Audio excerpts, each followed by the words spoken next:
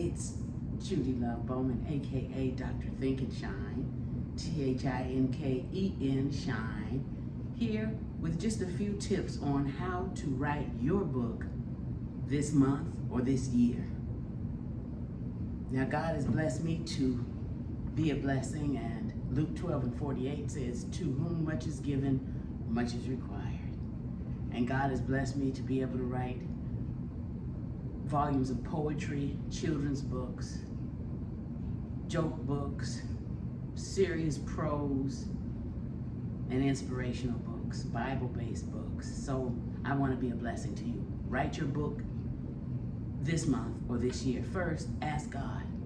Ask God to lead you on a subject, on an audience. Second, find a space, find a place. Maybe it's a special room, a special desk. Even if you have to hang a sheet to divide your room, if you share a room with someone, a special space, a special time if you can, a routine, that discipline will help you. And then just start.